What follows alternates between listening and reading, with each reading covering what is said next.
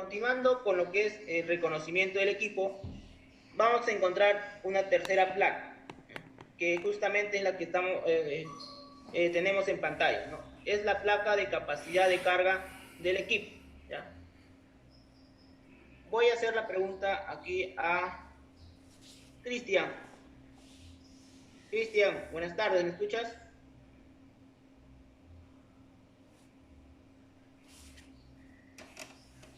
Cristian, Cris. no está al parecer. A ver, David, David Luna, buenas tardes, ¿me logras escuchar?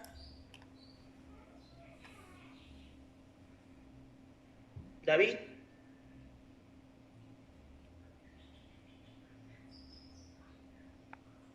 Diego Díaz, CD Tacna. Sí, lo escucho. Diego, buenas tardes, ¿no? Buenas Pregunta. tardes. Buenas tardes, Diego. Pregunta para ti, ¿no? ¿Por qué es importante saber interpretar la placa de capacidad de carga?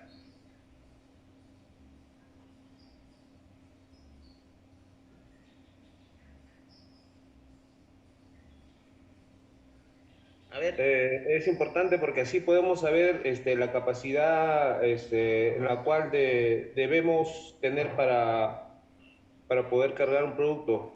O sea, no poder pasarnos de los kilogramos que pide en sí la máquina, ¿no? La capacidad de carga que tiene. Ya, ¿sí?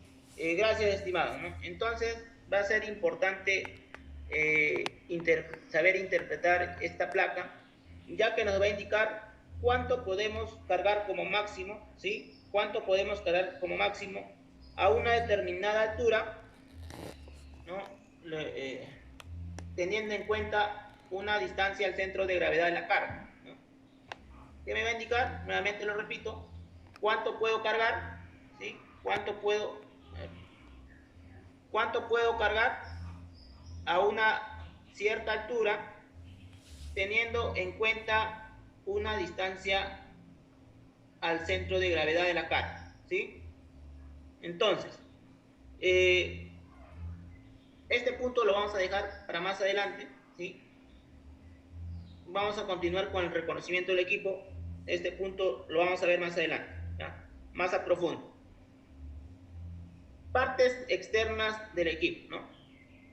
Vamos a hacer un reconocimiento rapidísimo de las partes externas que tiene el equipo Linde y vamos a empezar con el número 1, ¿no? El número 1 viene a ser lo que es el conjunto del mástil, ¿sí? Conjunto del mástil. Entonces este componente que acabo de cerrar de color verde, conjunto del mástil. Asimismo tenemos el número 3.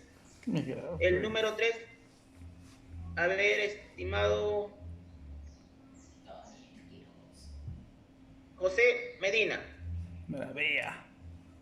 José Medina. Buenas tardes, ¿me escuchas? Sí, adelante, buenas tardes.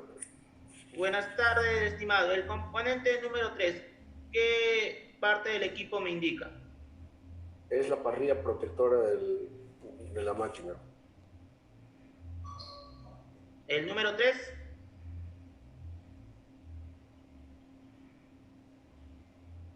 ¿Seguro? La pantalla de... La pantalla. A ver, alguien. José Rómulo. José Rómulo, buenas tardes, ¿me escuchas? ¿Cómo alzo la mano acá, Daniela? Está apagada la cámara. Aquí. ¿Dónde voy? Aquí moví este. Ah, ya, acá. José. Aquí, levantar la mano. Ah, ya.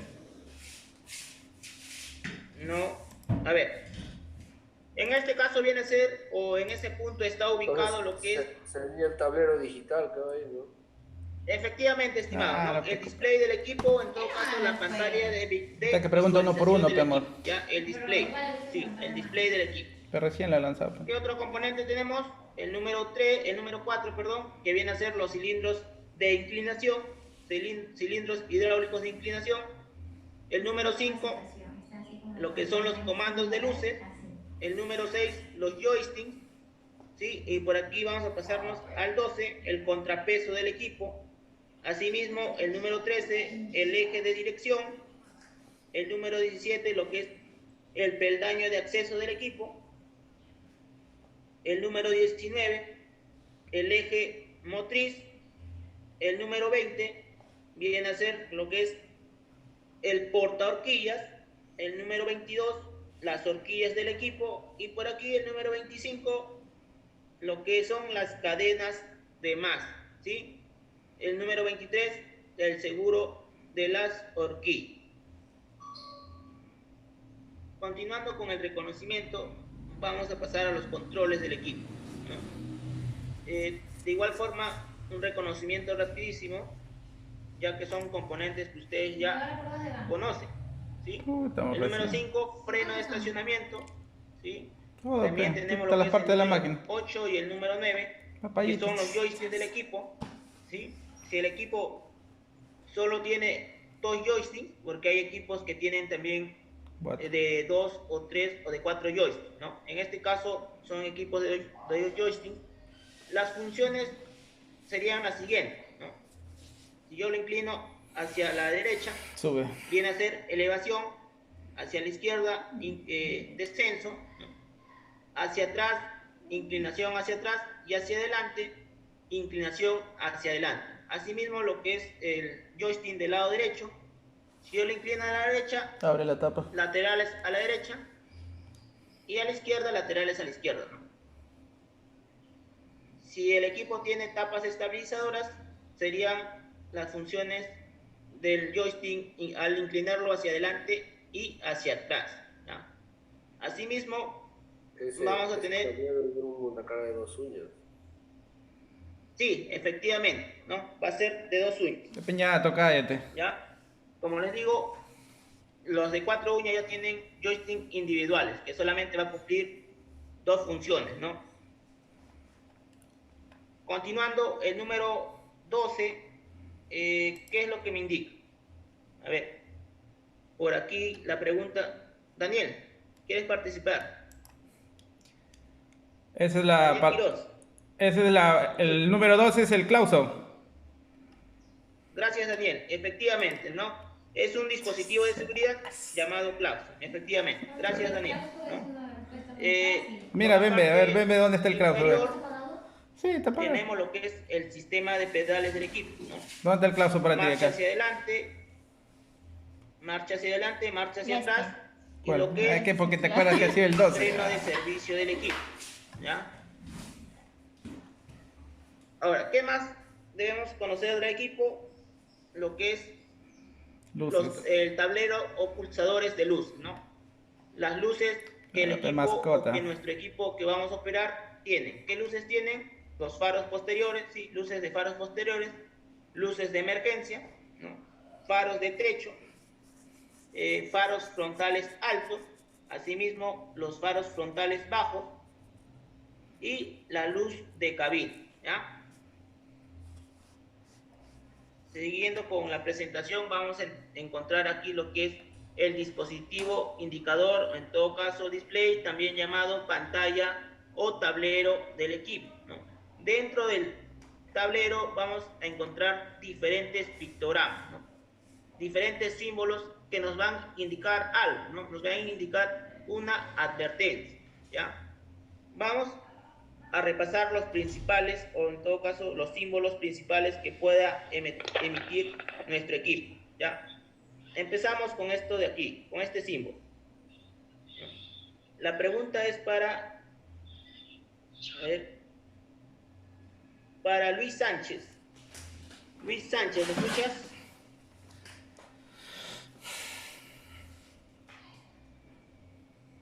Luis Sánchez. O en todo caso, Luis Gómez. Sí, dime. Ya, listo. Luis Sánchez, buenas tardes. ¿Me podrías indicar qué es lo que me hace, o en todo caso, qué es lo que me advierte este símbolo que tenemos en pantalla? ¿No tienes clases? No, todavía a las 4. Pero tengo tarea. A ver, Luis. Ayer comí y me infló la panza. ¿Más? Luis Sánchez, ¿me logras escuchar? Temperatura ¿Medidor de refrigerante. aceite? Medidor de aceite. No es. Ya, Temperatura, a ver, temperatura. vamos a dejarlo ahí. Temperatura. Temperatura, pero ya. Temperatura líquido refrigerante. Ya, a ver muchachos, un momento, ¿no? Si queremos participar, levantamos la mano, por Claro, favor. espérate que. Ah, está probando ahí, ¿de? Acá te queda, ves Ya, ahí a lo ver. que está apagado. Apagado. Efectivamente, ¿no? Sí, Como amor. ya lo mencionaron, nos va a indicar Tenemos temperatura del refrigerante del motor, ¿no? ¿En qué condiciones o en qué circunstancias se puede encender este componente? Cuando se eleva la temperatura, trabaja. Básicamente uno de los motivos más principales es por el nivel bajo de refrigerante del motor, ¿ya? Cuanto más, de repente, cuando está obstruido el radiador del equipo, ¿no? Sensor Si también. no se hace un mantenimiento o una limpieza al radiador, también puede... Son que el 65 equipo sufra un diapositivas. recalentamiento. Van en la 11 recién. Asimismo, cuando haya una falla en el sistema de refrigeración, ya sea de repente por el ventilador que no funciona, ¿sí? O de repente por una fuga de líquido refrigerante, ¿ya? Efectivamente, es el símbolo de advertencia del recalentamiento del motor, ¿no? Nos dice que si el motor empezara a recalentar, debemos reducir el esfuerzo al que le estamos sometiendo y debemos detener el equipo, Sin ¿no? apagarlo. Esta falla No, hijo, se no debe vas a cortar, de ¿eh? reportar Estoy al cortando mi supervisor, pelo. ¿ya? ¿Qué otro símbolo vamos a encontrar en la pantalla? A ver, aquí voy a preguntar. Luis Gómez. Adelante, buenas tardes. Buenas tardes, Luis. ¿Qué? ¿Qué es lo que parecía un me indica el símbolo que tenemos en pantalla? Es el check engine, el símbolo que nos presentas. Ya, efectivamente es el check engine. ¿Por qué se puede encender este componente? Por fallas que puede tener en el sistema del motor, como taman los inyectores o alguna falla referida al motor. Ya, gracias, estimado, ¿no? Efectivamente, ¿no? La Alejandra, Nos va ¿qué a quiere? Está que me indicar llama. una falla netamente No. que algún componente electrónico que trabaje con el motor del equipo, Nos das ¿no? una llamada y video se para. Como lo dicen, es el check No. engine, ¿no? El testigo check engine se encenderá si se produce un funcionamiento incorrecto en algún sensor principal del motor, ¿no? Que puede ser sensor Tiene que de se calle, pedal, pe. sensor de oxígeno o sensor MAP, ¿no? Llámala, Alejandra, está De que me llama. ocurrir esto, deberá reportar la falla al supervisor, ¿no? Debemos detener el equipo y reportar la falla. Alejandra. Continuando con el siguiente símbolo, tenemos aquí el siguiente, ¿no? A ver, aquí. Luis Basalar, de CD Chanchamay. Buenas tardes, ¿me escuchas? Luis Basalar. Te escucho. Buenas tardes, Luis. ¿Me podrías indicar qué es lo que me señala el símbolo que ¿Qué tenemos? me llama a mí en vuelta la pantalla? Alejandra? ¿Qué quiere? Es disminución de gas. No, de gas. ¿Cómo? De gas. Disminución de gas, que no hay gas. O gas. No, disminución papi, de ese es el nivel de aceite. aceite. Su madre, no me da cólera. Disminución de aceite. De aceite, pe. O falta de- De gas no, A ver, a papi. ver. Habla, doy yo la capacitación mejor. Ya, a ver, gracias Luis. Vamos con... A ver, José Medina, estás levantando la mano. Buenas tardes. Eso, mi calchín de Trujillo, pe. Disminución de aceite motor. Ya, a ver José, seguimos contigo, ¿no? ¿Por qué o en qué caso se puede encender este componente?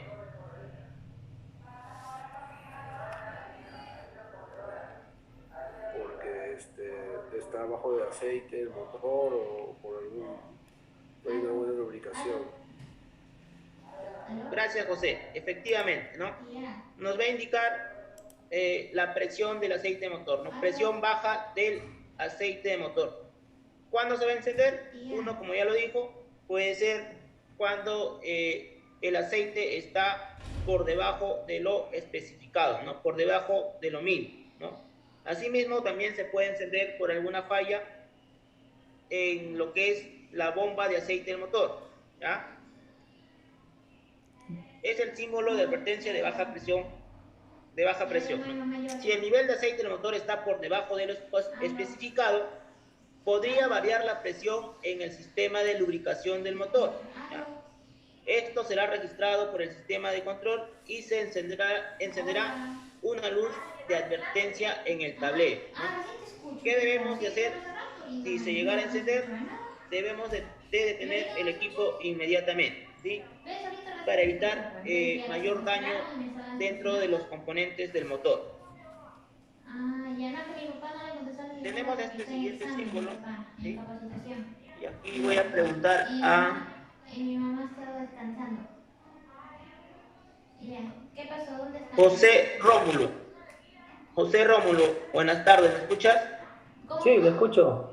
Dígame. José, ¿qué me indica el símbolo que tenemos en pantalla? Nos está avisando que fallas de carga en la batería, que puede no estar cargando bien. Es esto, o sea, es el aviso de batería. ¿Ya? ¿Por qué no puede estar cargando correctamente una batería?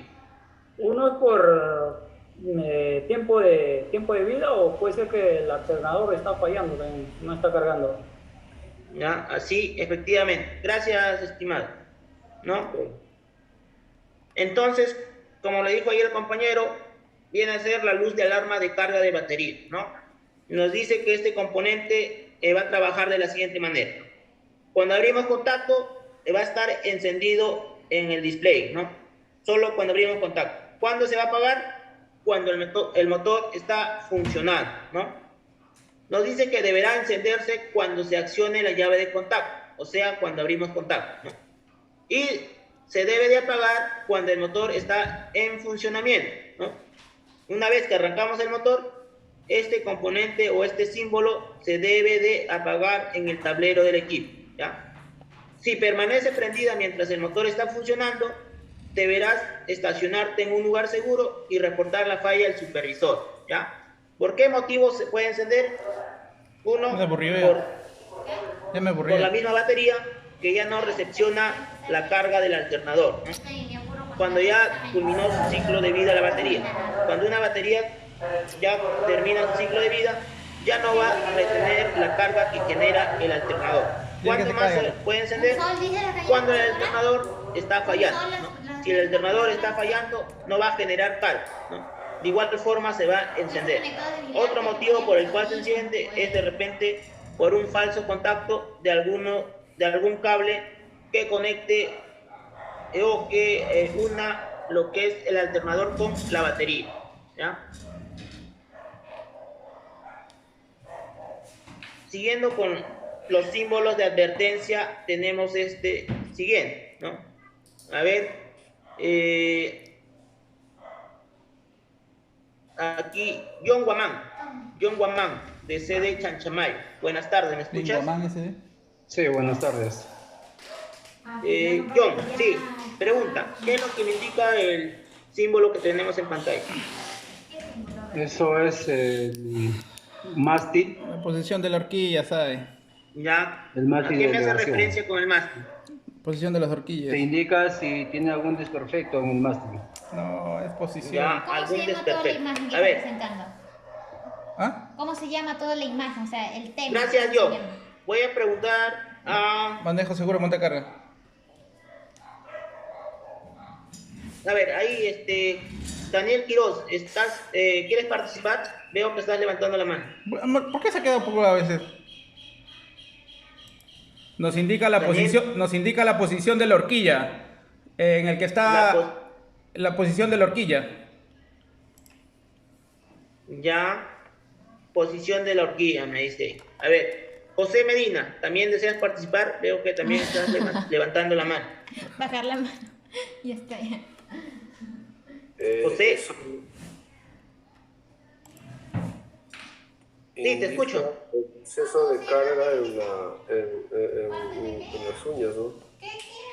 exceso de carga. Sí, buen tema. Es ¿Ya? este... Gracias, José, ¿no? Manejo seguro de montacarga. Efectivamente, ¿no? Va a ser sobrecarga del equipo, ¿no? Me va a indicar sobrecarga del equipo. ¿Ya? Es el símbolo de advertencia de sobrecarga, ¿no? Esta luz indica que el mecanismo de elevación de las uñas está trabajando normalmente, pero si se encendiera de color rojo, ¿sí? Esto va a indicar una sobrecarga, ¿no? ¿Qué se debe de hacer?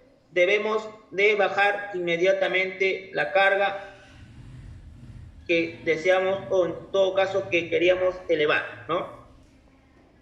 Lo que no se debe de hacer es seguir elevando por un tema de estabilidad del equipo, ¿no? Un tema de seguridad, estabilidad del equipo. Si en caso llega a encender este componente, no debemos de seguir elevando la carga. Lo que debemos de hacer es bajar con mucho cuidado, ¿no? Bajar la carga con mucho cuidado, ¿ya? Y por último, tenemos este... Hasta quedado pegado de la mano, de... ¿sí? Y voy a hacer la pregunta a Denis Mitchell. ¿Estás presente? Buenas tardes. ¿Me escuchas?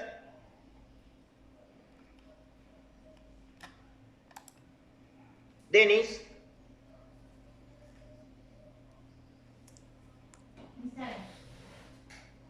¿Qué? No es parte de eso, pues, lo que están hablando. Ya, a ver, con... Montacarga Linde busca. Montacarga Linde H40. A ver. Alexis. Hola, Alexis, buenas tardes. Sí. ¿Qué me indica el símbolo que tenemos en pantalla? ¿Montacarga qué? ¿Aló, me escuchas? Linde. Sí, te escucho, Alexis. H. Ya, ese es, Evo 40. esa llave significa que la máquina Evo 40. necesita De mantenimiento. chica o 40. Ya. Mantenimiento preventivo, mantenimiento correctivo. Así es. ¿Cuál de los dos? El mantenimiento ¿Preventivo o correctivo. Correctivo. Correctivo. Así es. Ya, gracias, Alexis, ¿no? Lo que me va a indicar este símbolo va a ser mantenimiento preventivo, ¿ya? Mantenimiento preventivo, ¿ya? Se va a encender cada cierto horómetro o cada cierta cantidad de horas recorridas del equipo, ¿no? Mantenimiento preventivo, ¿ya? Indicador de aviso de mantenimiento. Esta luz se ilumina cuando el sistema de control electrónico del motor, ¿no? Registra una falla que imposibilita su buen funcionamiento, ¿no? Debe ser considerada una emergencia y debe ser reportada de inmediato al supervisor, ¿ya? Lo que me va a indicar es advertencia de mantenimiento preventivo del equipo, ¿ya? Hasta este punto, ¿no? Para ya pasar a lo que es operación del equipo. ¿Alguien desea acotar, realizar alguna pregunta? Puede levantar la mano, en todo caso, activar su audio en estos momentos y realizar su consulta. Consulta, amigo José Medina. Te escucho, José. A ver, lo que pasa es que normalmente las máquinas cuando trabajan siempre se mantiene encendida esa llave de mantenimiento preventivo, ¿no? ¿Tiene alguna repercusión o algo? Porque supuestamente los mecánicos que dan el mantenimiento preventivo de ciertas partes, dice que eso se tiene que escanear para poder borrarlo, porque no sale de la pantalla, pues siempre está ahí, así le hagan el mantenimiento.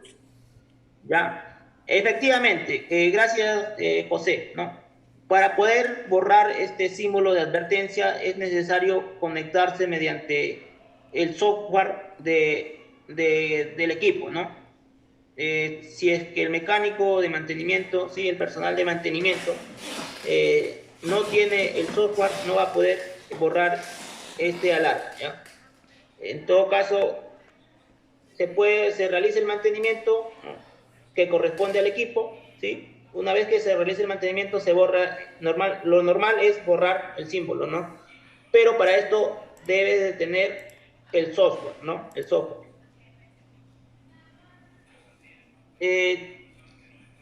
Con respecto a la repercusión de este símbolo, no va a afectar en nada al equipo siempre y cuando se le haga el mantenimiento correspondiente al equipo, ¿ya? No va a afectar en nada en el funcionamiento del equipo. Sí, no sé si te queda claro, estimado. Clarísimo, doctor. Listo. Buenas, gracias. ñato. Vamos a continuar. Hola, ¿Sí? una consulta. Sí, te escucho. ¿Qué quieres, panzón? Buenas tardes. Nosotros, acá en sede Tacna tenemos un equipo también Linde, pero no sale ese símbolo de advertencia Mejor, de, papi, mejor, si es de mantenimiento preventivo. Pero sí salen códigos de falla de error. De fallas, ¿no? Códigos de falla. Y que a veces es constante esos códigos de falla. Pero debería salir ese símbolo de mantenimiento preventivo. El mantenimiento preventivo puede ser, ¿no?, por cambio de aceite, otras cosas, ¿no? Pero en sí esos símbolos, bueno, más o menos el conocimiento que tengo, esos símbolos son porque ya sensores del equipo o fallas, puede ser fallas hasta de la misma memoria. Eso repercute más adelante en el buen desempeño del equipo. Gracias, estimado, por tu consulta, ¿no? Efectivamente, ¿no? Este símbolo de advertencia que tiene la forma de una llave solo me va a indicar mantenimiento preventivo, ¿no? Más no mantenimiento correctivo, ¿ya? Lo que a ti te sale son códigos de errores, es porque el equipo presenta una falla, ¿no? Hay una falla en algún componente electrónico del equipo. Y sí va a repercutir a futuro, ¿no? Si hacemos caso omiso a esos símbolos o en todo caso a esas alarmas o códigos de avería, ¿sí? Si hacemos caso omiso, lo que puede suceder es que el equipo se detenga en cualquier momento de la operación, ¿no? Hay que tener mucho cuidado con eso.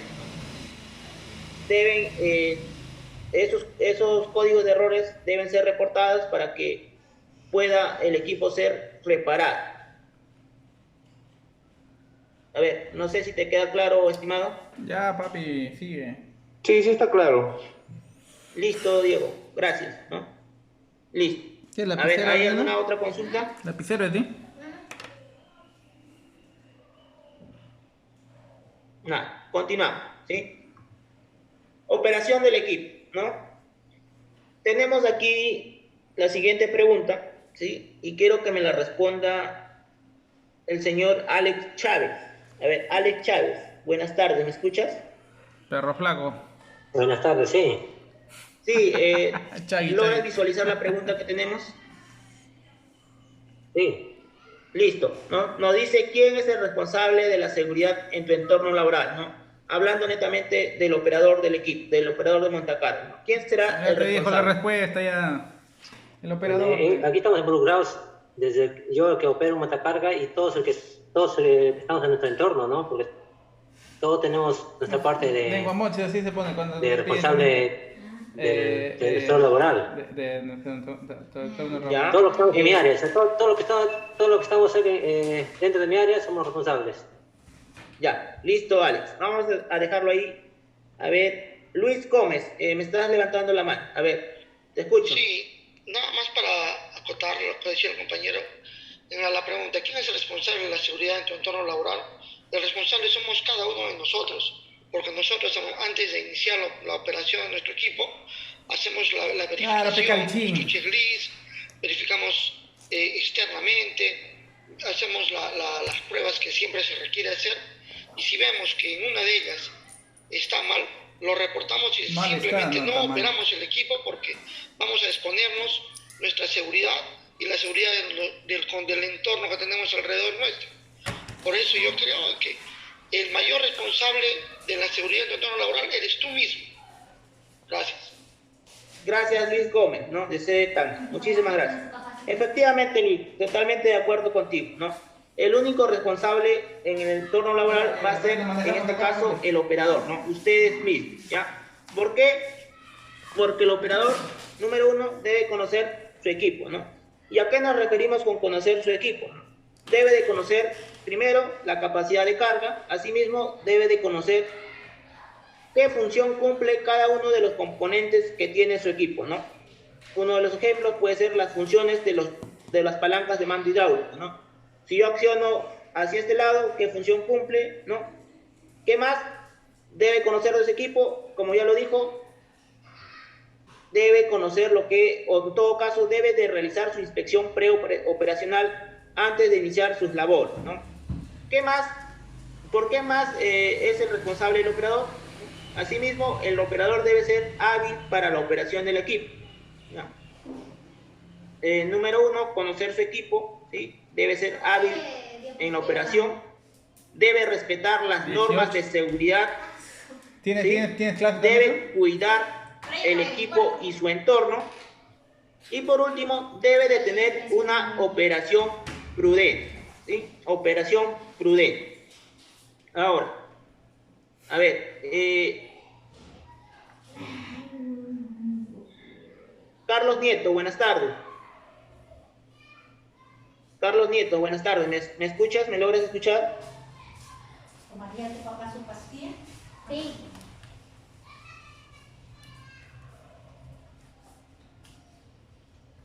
David Luna. Sí, buenas tardes. Buenas tardes, David, ¿no? ¿Qué es para usted operación prudente? O en todo caso, dame un ejemplo de operación prudente. ¿Qué es la operación prudente? Quiere decir, estar alertas. Cuando yo estoy operando en un patio de maniobras, saber en qué momento tengo que pasar una esquina o entrar a un callejón, respetar la señalización y los límites de velocidad. Y de acuerdo a eso, si ya está todo seguro, hacer el trabajo correspondiente. Ya, efectivamente, ¿no? Dime, en una intersección, ¿no? ¿Cómo debes de ingresar? Tocar el claxon. ¿Qué debes de hacer? Reducir la velocidad. Mirar a los costados y tocar siempre el claxon, y si no hay nadie, pasar. Y si hay una persona, peatón, dar a cederle el pase, ¿no? Y parar. Ya, gracias David Luna, muchísimas gracias por tu participación. A ver, José Medina, bueno, deseas participar, te escucho. ¿Qué es peso, quereñato? Yo creo que la operación prudente es respetar siempre la velocidad adecuada, ¿no? Bien, narizón. Gracias, José, efectivamente, ¿no? Otro ejemplo, como lo dice José ahí, es respetar los límites de velocidad que haya dentro de la empresa, ¿no? Y si bien es cierto, también lo que es en los cruces peatonales, ¿no? Ceder el paso, ¿sí? También en los cruces entrar con mucho cuidado, ¿no? Disminuyendo la velocidad, tocando claxon y, como dijo bien ahí, teniendo los 5 sentidos activos, ¿no? Mi casa es fija, yo de la capita del Vamos a continuar, ¿sí?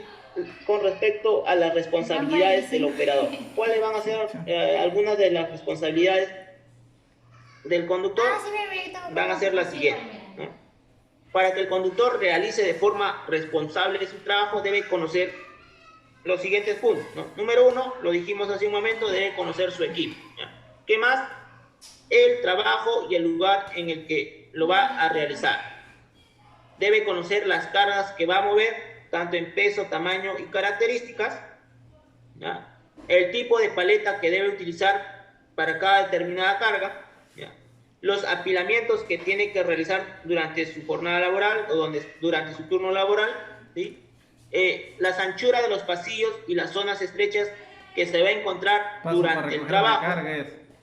Debe de conocer las alturas libres de las puertas, ¿no? También, de la misma forma, las alturas libres de las líneas de fluido o de fuerza, el estado de los suelos por donde va a transitar, ¿sí?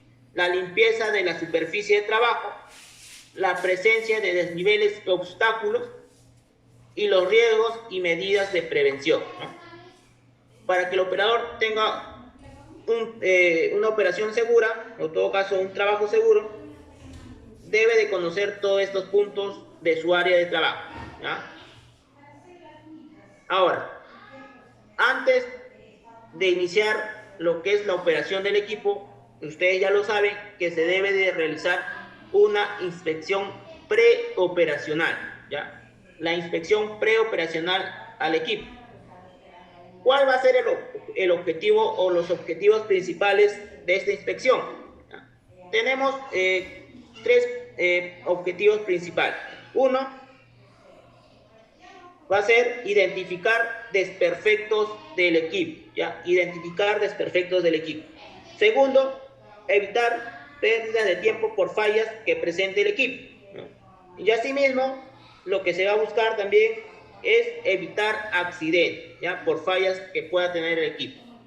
Ahora, previo a esto, el operador ya debe de contar con sus EPPs obligatorios y VAS, ¿no? ¿Cuáles son esos EPPs? Tenemos lo que es el casco, ¿sí? Chaleco reflectivo, lentes de seguridad, asimismo los guantes, mascarilla y botín o botas de seguridad, ¿sí? Estos son los EPPs obligatorios y básicos que todo operador debe de usar de manera adecuada, ¿ya? Ahora, aquí tenemos lo que es el formato de checklist que ustedes manejan, ¿no? Lo voy a remarcar, ¿sí? Esto viene a ser el formato de checklist. Dentro de ellos o dentro de él tenemos una serie de puntos que se deben de revisar al equipo. Tenemos desde el número 1 hasta el número 36, ¿ya? Y como se darán cuenta, el punto 9, el 12, el 14, asimismo el 24, el 27, el 28, el 31 y el 35, ¿no? Son puntos que tienen un fondo oscuro, ya que están resaltados. Voy a realizar la pregunta aquí a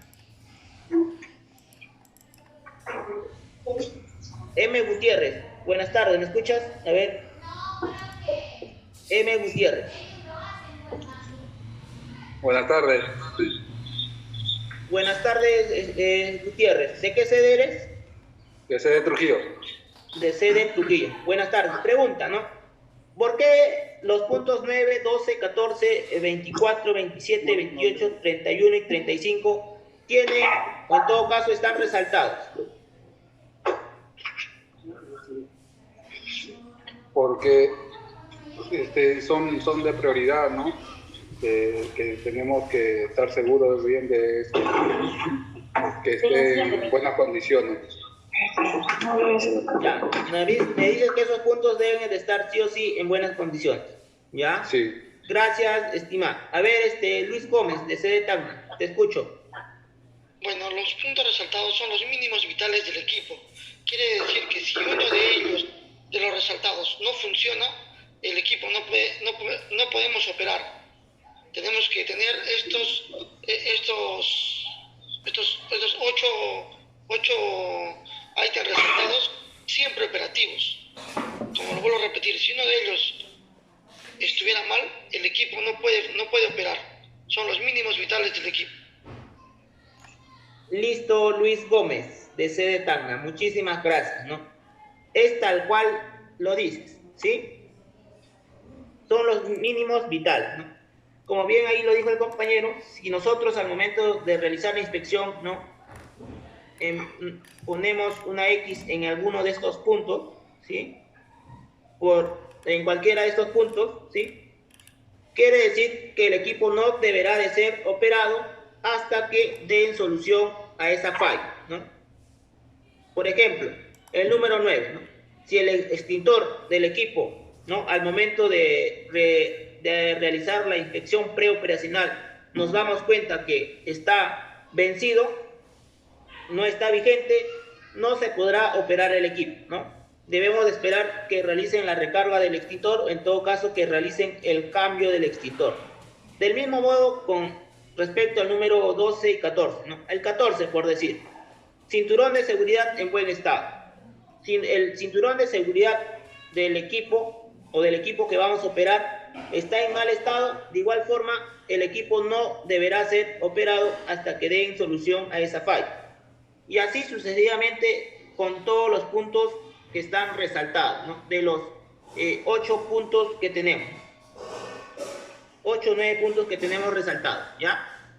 Entonces, importante aquí, esos puntos resaltados siempre deben de estar operativos en el equipo. Si uno de ellos, solamente uno de ellos no está operativo, el equipo no deberá de ser operado, ¿ya? Ahora, ¿cómo se debe y qué se debe de revisar al equipo, ¿no? ¿Qué se debe inspeccionar al equipo? Va a estar dividido en dos partes, ¿no? La inspección preoperacional va a estar dividida en dos partes. Una primera parte que va a ser con el equipo apagado, ¿no? En el cual nosotros debemos de hacer un giro de 360 grados, ¿no? Revisando los siguientes puntos, ¿no? ¿Qué puntos vamos a revisar? Primero, o uno de los puntos principales son el estado de las ruedas o de las llantas del equipo, ¿no? Si son sólidas, ¿no? Del desgaste, de repente, el desgaste que no tenga cortes, ¿sí? Si son neumáticas, aparte del desgaste, también lo que son las presiones de aire, ¿sí? ¿Qué más? De repente choques o abolladuras que tenga el equipo. De repente el compañero del turno anterior chocó el equipo y no lo reportó, ¿no? Así que es importantísimo revisar el chasis del equipo, ¿ya? ¿Qué más, no? Vamos a revisar lo que son el estado de las mangueras y de las cadenas del mar, ¿no? Las mangueras hidráulicas no deben de presentar fugas, ¿sí? Y estas deben de estar templadas, ¿no? No deben de estar húmedas, ¿ya? Asimismo, las cadenas deben estar limpias y lubricadas, ¿ya? Eso viene a ser básicamente en esta primera parte con el equipo apagado, ¿no? La segunda parte ya es con el equipo encendido, ¿no? Nos subimos al equipo, nos colocamos lo que es el cinturón de seguridad, que debe de estar en buen estado, y vamos a realizar la inspección. A ver, aquí voy a pedir el apoyo, ¿sí? De Naure Hoyos. Naure, ¿me escuchas?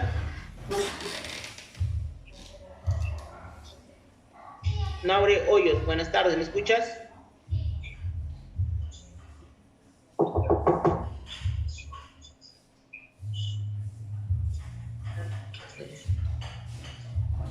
A ver, Diego Díaz, ¿deseas participar? Te escucho.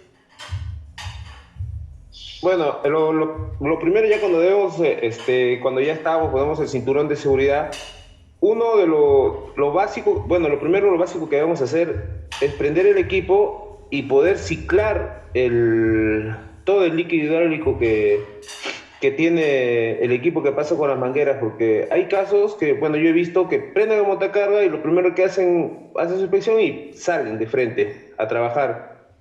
Bueno, yo creo que se debería primero ciclar, porque son 5 minutos que uno debe esperar a que empiece a recorrer todo el ¿cómo se llama? El líquido hidráulico, para así poder tener un mejor rendimiento del equipo. Efectivamente, estimado, ¿no? La recomendación es dejar, cuando arrancas un motor en frío, ¿no? Dejar calentarlo por lo menos 3 minutos, ¿no? Si es 5, ideal, ¿ya? Pero por lo menos 3 minutos, ¿no? Ahora, una vez que nosotros dejemos, esto viene a ser ya, o en todo caso, esto viene a ser cuando el motor está frío, ¿no?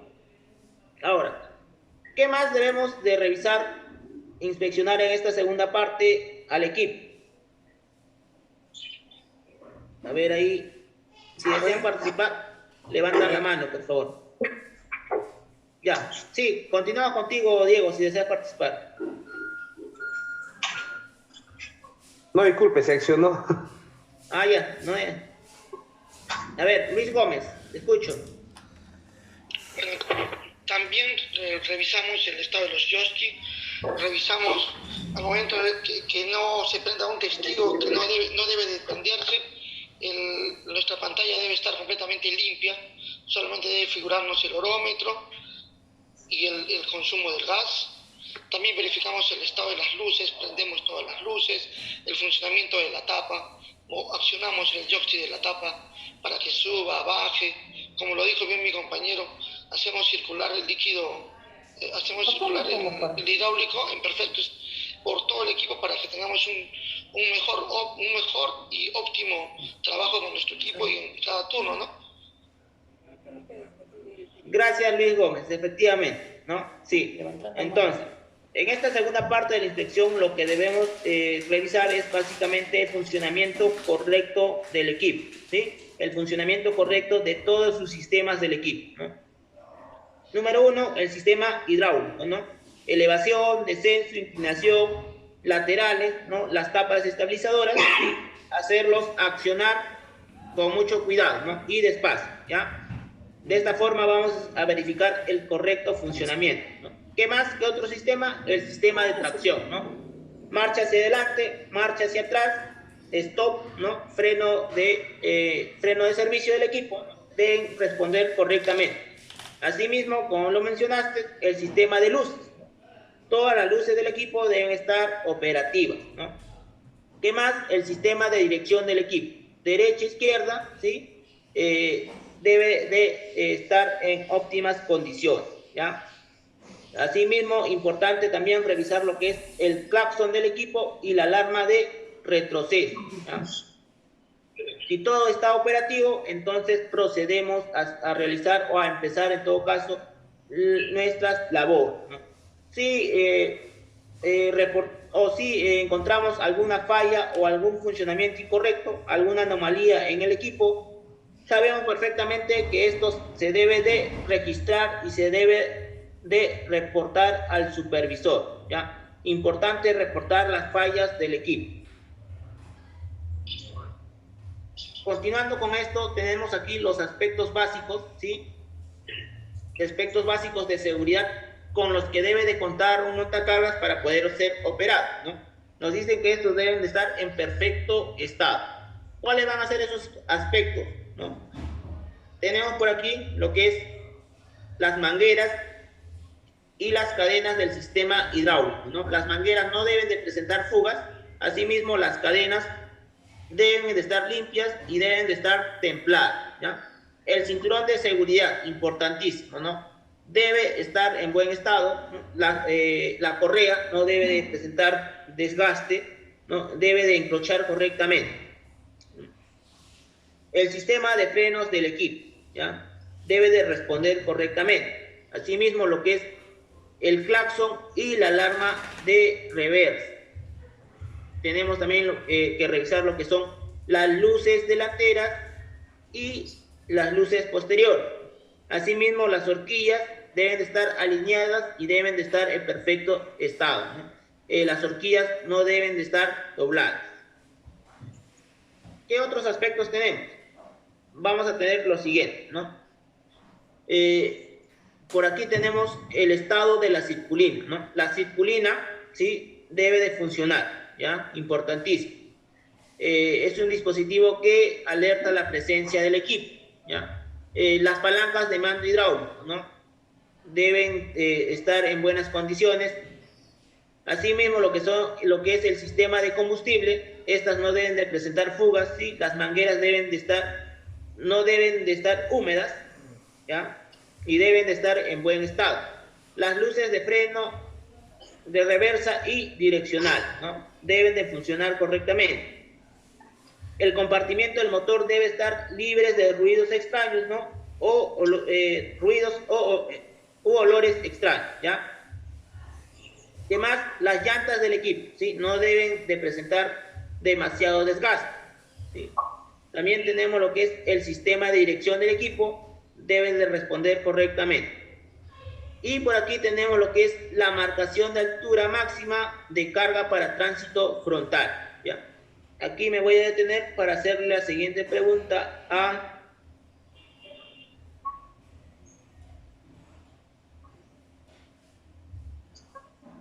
ver, aquí me falta preguntar. A ver, ahí el personal que ha entrado como Moto G Play. Buenas tardes, ¿me escuchas?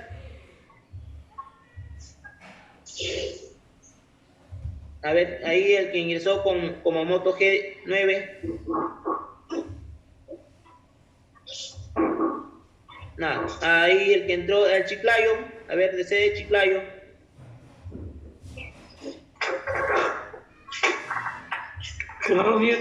Hola, buenas tardes. Sí, ¿quién? Ya, estimado, ¿cuál es su nombre? Azalde de CDH. Chiclayo. Basalde. Azalde. Azalde. Buenas tardes, Azalde. Consulta. Hola. Pregunta, ¿no? Los equipos tienen una marcación, en todo caso, una franja amarilla en el mástil. ¿Qué es lo que me indica esa franja? ¿Qué indica eso? Eso indica la altura de la carga que llevas. La altura de la carga que llevas. ¿Sí? Ya, gracias, estimado Azalde. A ver, vamos a ir con Luis Gómez, que levantó primero la mano. A ver, te escucho. Bueno, esa señal nos indica que si la carga que llevamos sobrepasa la altura, debemos ir de retroceso. Ya, a ver, Denis Michel. Gracias, Luis Gómez. A ver, Denis Michel, ¿quieres participar? Te escucho. Sí, la franja amarilla indica la altura máxima que debe tener la carga para poder transportar de manera, si sobrepasa esa marca, se debería transitar de cabeza. Ya. Gracias, Denis, ¿no? Efectivamente, gracias, Luis, también, ¿no? Entonces, lo que me indica esa marca amarilla o esa franja amarilla en el mástil es que si la carga supera esa altura, el tránsito del equipo o el tránsito correcto va a ser ir en retroceso, ¿sí? Entonces, si la carga supera esa altura, esa marcación en el mástil, debemos ir en reversa, ¿ya? Importantísimo. Afecta la visibilidad. Exacto, ¿no? Si la carga supera esa altura, va a obstruir el campo de visión del operador, ¿no? Entonces, en estos casos, el procedimiento correcto es ir en reversa, ¿ya? También importante aquí nos dice que cualquier anomalía identificada en el chequeo preoperacional en referencia a estos aspectos debe de ser solucionada inmediatamente para que el equipo pueda ser operado, ¿ya? Procedimiento para acceder y abandonar el equipo. ¿Cuál va a ser el procedimiento correcto para subir y bajar a nuestro equipo? Importantísimo aquí usar siempre los 3 puntos de apoyo, tanto como para subir y bajar. ¿Cuáles van a ser estos 3 puntos de apoyo? Número 1, el primer punto de apoyo va a ser la mano izquierda. ¿Dónde vamos a colocar la mano izquierda? En la manija, ¿sí? Que va a estar ubicado a esa altura. Lo voy a poner de color rojo, ¿sí? Mano izquierda. Si fuera el caso de que el equipo no tiene la manija, usamos lo que es el parante del techo, ¿ya? Primer punto de apoyo, la mano izquierda. ¿Cuál va a ser el segundo punto de apoyo? El pie izquierdo, ¿sí? El pie izquierdo en el peldaño que tiene el equipo, el peldaño de acceso, ¿sí? Y el tercer punto de apoyo va a ser la mano derecha. En este caso puede ser el asiento o el otro parante posterior del techo, ¿ya? Una vez más, importantísimo siempre usar los 3 puntos de apoyo para subir y para bajar, ¿ya? Al momento de bajar, lo que se debe de evitar es saltar, por favor. Muchos cometen el error de bajar saltando, ¿ya? Entonces, para bajar lo debo de hacer de la misma forma que he subido al equipo, ¿no? Para subir hacia adelante y para bajar hacia atrás. Ahora, aquí también es importante hacerle mención al momento de bajar del equipo, ¿sí? Antes de iniciar el descenso, debemos de verificar el estado del piso, ¿no? De repente, el piso debe de estar libre de derrames, ¿sí? De repente hay aceite, debe estar libre de maderas o piedras, ¿no? O cualquier otro componente que podamos pisar al momento de realizar el descenso, ¿ya? Entonces, nuevamente, importantísimo usar los 3 puntos de apoyo, tanto para subir y para bajar del vehículo. Procedimiento correcto para el encendido, ¿no? Número 1 nos dice que el freno de estacionamiento debe estar activo, debe estar activado, ¿ya? Si el freno de estacionamiento no está activado, no se podrá arrancar el motor, ¿no? Active el freno de estacionamiento, ya que si no está activo, no podrá ser arrancado el motor. Segundo punto importante aquí también es arrancar el motor sin accionar ningún pedal de aceleración, ¿no? Ninguno de los pedales, ¿no? Al momento de dar arranque, estos pedales no deben de estar accionados. Asimismo, las palancas de mando hidráulico, ¿sí? Los joysticks, ¿no? Tampoco deben de ser accionados. Y tercer punto importantísimo, ¿ya? Nos dice que una vez que arranques el motor, debemos dejarlo calentar por lo menos durante 3 minutos, ¿sí? Por lo menos durante 3 minutos debemos dejar calentar el motor.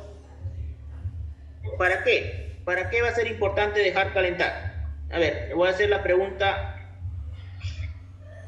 a Luis Sánchez. ¿Me escuchas? Luis Sánchez.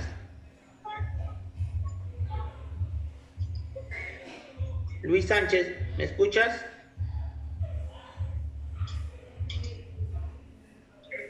Alex Chávez. Buenas tardes, ¿me escuchas? Sí. A ver, Alex, pregunta, ¿por qué es importante dejar calentar por lo menos 3 minutos el motor una vez que encendamos? Lo que justo comentamos anteriormente, para que todo el sistema hidráulico se active y recorra todas las mangueras, ¿no? Ya, gracias, Alex, ¿no? Entonces aquí no solamente... A ver, José, te escucho. Sí, es importante dejar calentar o dejar prendido el motor sin avanzar cuando lo enciendes, para que el aceite recorra todo el motor, o sea, lubrique todas las piezas y así no haya un desperfecto o desgaste prematuro en el equipo. Efectivamente, gracias José Romo, ¿no? Importantísimo, como ahí lo mencionó el compañero, es dejar calentar el motor para que los líquidos, ya sea líquido de refrigerante, así también lo que es el aceite de motor y aceite hidráulico, lleguen a la temperatura ideal de trabajo, ¿no? A su temperatura ideal de funcionamiento, ¿no? ¿Para qué es importante? Para evitar, como lo dijo ahí, desgaste prematuro de los componentes internos del motor, asimismo del equipo, ¿ya? Importantísimo entonces es dejar calentar por lo menos 3 minutos el motor del equipo, ¿ya? El freno de estacionamiento, ¿no? Para activar el freno de estacionamiento debes de subir la palanca, ¿sí? Y para desactivarlo ya sabemos que debemos primero de accionar el botón que es el seguro del freno, ¿sí? Y luego girarlo hacia abajo. Importante aquí nos dice que nunca dejes la cabina del montacargas, ¿sí? Nunca dejes tu equipo montacargas sin antes aplicar lo que es el freno de estacionamiento, ¿sí? Antes de bajar siempre debemos recordar de aplicar lo que es el freno de estacionamiento del equipo. Ahora, arranque en frío. ¿Qué nos dice con respecto al arranque en frío? Si el motor no llega a arrancar, ¿sí? Para evitar daños al arrancador, no lo haga funcionar por más de 15 segundos de forma continua, ¿ya? No lo haga funcionar por más de 15 segundos de forma continua al arrancador, ¿ya? Con un promedio de 60 segundos entre intentos y nunca superar los 5 intentos. De ocurrir esto, debemos de reportar la falla al supervisor, ¿ya? Ahora, pregunta para David Luna Ortega. ¿Me escuchas? Buenas tardes. Sí, buenas tardes. ¿Por qué es importante no superar o no exigir por más de 15 segundos al arrancador? Para que no haya un recalentamiento, para que no se malogren los carboncitos, creo llevan todos esos en el arrancador. ¿Ya? Efectivamente. ¿Y por qué es importante no superar los 5 intentos al momento de arrancar el equipo? Porque ya creo al tercer, segundo intento ya te avisa que no da, ¿no? Y para qué ya exigirlo más. Ya. A ver, José, gracias, estimado. José, ¿quieres participar? Sí, es que si es que seguimos intentando, se va a consumir la batería también y vamos a estar peor. No va a arrancar ya, o sea, a mucha insistencia la carga de batería se nos va. Gracias, José Rum. Efectivamente, ¿no? Como lo dice ahí... Los intentos puedes quemar el arrancador también. Exacto, ¿no? Gracias por su participación, ¿no? Entonces, efectivamente, ¿no? Como ustedes lo dicen, ¿no? Número uno, si damos demasiados intentos, superamos de repente los 5 intentos, vamos a descargar la batería, ¿no? De ahí ya no vamos a poder realizar ningún intento. Y lo otro es, con respecto a exigirlo por más de 15 segundos al arrancador, es que vamos a provocar que los componentes internos se quemen, ¿no? Y quede fuera de servicio, ¿ya? Tal como lo dice acá en el punto de abajo, ¿no? Dice not, ¿no? Not, ¿ya? El arrancador podría sufrir recalentamiento. Esto provocaría que el inducido del mismo, ¿sí? El componente interno, se queme quedando fuera de servicio, ¿no? ¿Ya? Importantísimo entonces estos dos puntos, ¿no? Primero, no exigir por más de 15 segundos al arrancador, y por último, no superar los 5 intentos de arranque, ¿ya? ¿Qué va a pasar? Nuevamente les hago recordar, si supero los 5 intentos, probablemente haga descargar la batería, y si exijo por más de 15 segundos al arrancador, voy a quemar el inducido del mismo, ¿no? El arrancador, ¿ya? Listo. Prueba de funcionamiento del sistema hidráulico. Nos dice que cuando arranquemos un motor en frío, ¿sí? Después de los 3 minutos que debemos de dejar que caliente el motor, debemos aumentar la velocidad del motor lentamente, ¿sí? Despacio, ¿ya? Levantamos las uñas del montacargas y las bajamos con mucho cuidado. Inclinamos el mástil hacia adelante y hacia atrás. Así estarás lubricando los componentes hidráulicos y además vamos a estar verificando su buen funcionamiento de cada uno de ellos, ¿ya? ¿Qué más, no? Importantísimo aquí también el joystick, ¿no? Nos dice que no debemos realizar o debemos de aplicar demasiada fuerza en estos componentes, ya que son componentes electrónicos de suma precisión y asimismo son componentes sensibles, ¿ya? Importante no aplicar demasiada fuerza en estos componentes, ¿sí? Consejos para una buena conducción. ¿Cuál va a ser la postura correcta, adecuada para conducir el equipo, ¿sí? De una manera segura? Tenemos lo siguiente, ¿no? Primero, mirada de frente, ¿sí? La mirada debe de ser de frente. ¿Qué más? La mano izquierda sobre la volante del equipo, ¿no? Asimismo, la mano derecha sobre el apoyabrazo, teniendo acceso a las palancas de mando hidráulico, ¿ya? Importante aquí nos dice también, siempre use el cinturón de seguridad, ¿ya? Ahora, ¿qué más, no? Antes de iniciar la marcha, debemos regular nuestros espejos, ¿no? Los espejos de nuestro equipo, a fin de que estos te permitan ver los laterales posteriores de tu vehículo. Ahora, ustedes bien saben que si la carga obstruye nuestro campo de visión, o en todo caso que si la carga supera la marcación amarilla que tiene en el mástil, el procedimiento correcto es ir en reversa, ¿no? Ir marcha hacia atrás. Antes de iniciar la marcha, ¿sí? Antes de iniciar la marcha, ya sea hacia adelante o hacia atrás, lo que debemos de hacer es fijarnos alrededor del equipo, ¿no? Fijarnos los 360 grados del equipo, ¿sí? No debe haber la presencia de ningún peatón, ¿no?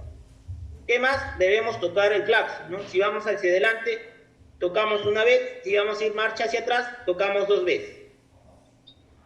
Vamos a ver este video y luego lo vamos a comentar, ¿sí? Si desean comentarlo, me levantan la mano para darles el paso.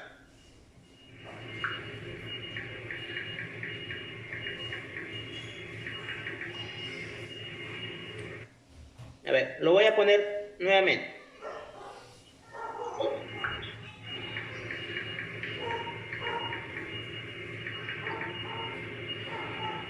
Listo. A ver, ahí voy a preguntar a...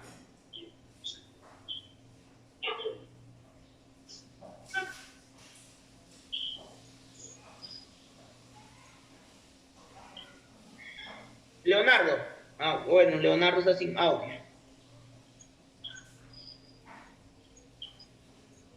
Jorge, ¿me escuchas? Jorge, buenas tardes, ¿me escuchas?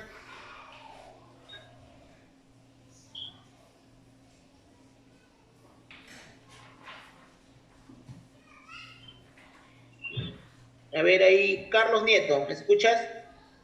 Sí, te escucho. Buenas tardes. Sí. Buenas tardes, Carlos. ¿Qué me puedes comentar con respecto al video o en todo caso cómo se pudo haber evitado este accidente? Lo primero que puedo ver es que por la altura de la carga el señor ha tenido que girar para ir en reversa. El segundo punto es que ha tenido que tocar claxon antes de salir, si es que la va a llevar la carga para adelante. Esos son puntos que estoy viendo, la cual el operador tenía que hacer para que no impacte a la persona que está delante de él y sufre porque ese es un accidente ya. Sí, efectivamente. Gracias, Carlos, ¿no? A ver, gracias, Carlos, por tu participación. A ver, Alex Chávez, ¿me escuchas? Sí. ¿Qué me puedes comentar con respecto al accidente? Como dicen, en primer lugar, como dice el compañero, el operario tenía que, por la altura de la carga, tenía que ir en retroceso, ¿no? El segundo punto es que la persona que se cruza, no entendemos si sería chofer, tenía que estar en su zona segura. Zona segura no es que esté por la pista, no es zona segura que tiene de allá donde estar parado o en todo caso mirando que cuando están llenando su camión, ¿no? Son los dos puntos más importantes acá. Gracias, Alex, ¿no? Efectivamente, ¿no? Vemos imprudencia por ambas partes, ¿no? Tanto por el peatón y por parte del operador del montacargas, ¿no? Sin embargo, ¿sí? Si el operador hubiera realizado de forma correcta, hubiera hecho el procedimiento correcto de ir en marcha, en reversa en esta situación, ¿sí? Claro. A ver, ahí me está opinando mediante el chat el señor Jorge, me dice: toda operación con la carga más alta de su capacidad que sobrepase la línea amarilla está mal. Efectivamente, ¿no? Entonces, si bien es cierto, vemos por ambas partes imprudencia, no tanto por el peatón y por parte del operador. Como les digo, sin embargo, si es que el operador hubiera realizado de forma correcta la forma correcta de transitar con el equipo, ¿no? En estos casos, cuando la carga obstruye nuestro campo de visión, debemos de ir en retroceso, ¿no? Si el operador hubiera ido en retroceso, hubiera visto al peatón, ¿no? Y pudimos haber evitado este accidente, ¿sí? De esa forma se pudo haber evitado este accidente, ¿no? Cuando el operador el operador hubiera decidido ir en retroceso, que es lo correcto. ¿Alguien desea acotar algo? A ver. Nadie. Ya, continuamos. Tenemos aquí la siguiente pregunta, ¿no? Nos dice: ¿se debe ir en marcha hacia atrás solo usando los espejos? Quiero que esa pregunta me la responda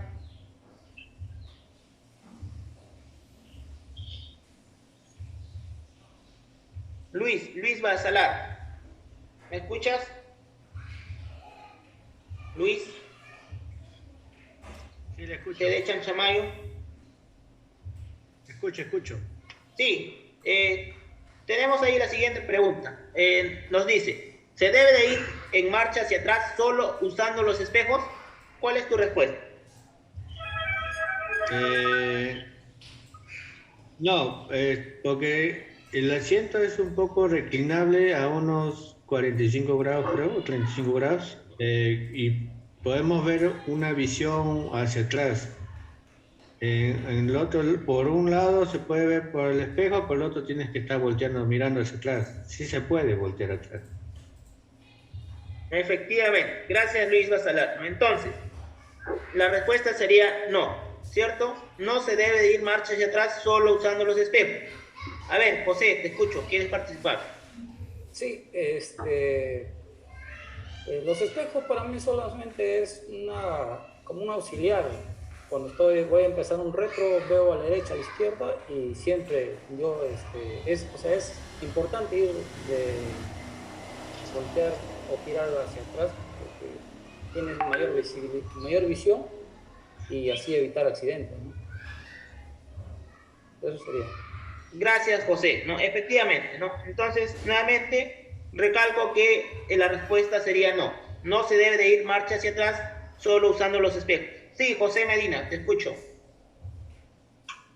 No sería porque no tienen un buen campo de visión, ¿no? O sea, te cubren cuando estás haciendo, por ejemplo, la operación, descargando un T2 o un T1, te cubre cierto campo, pero no te cubre todo. El giro creo que permite cubrir un poco, una manera más amplia de ver a dónde vas, a dónde te diriges, ¿no?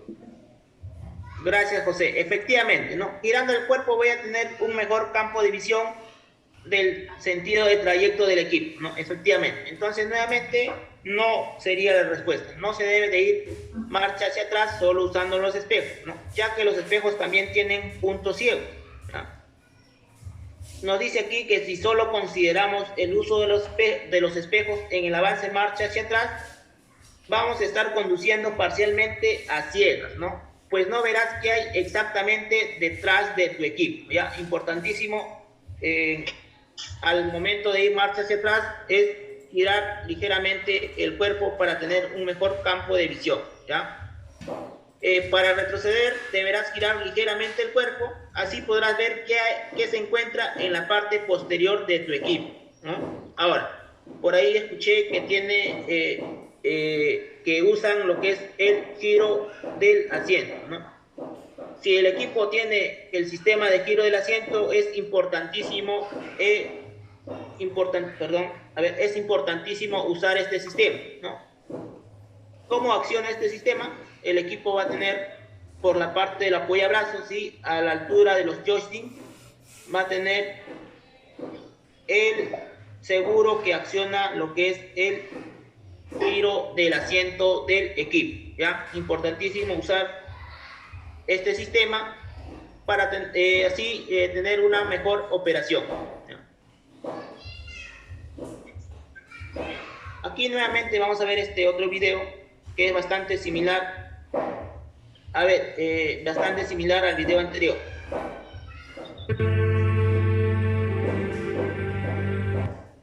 Ay, perdón. Continuamos.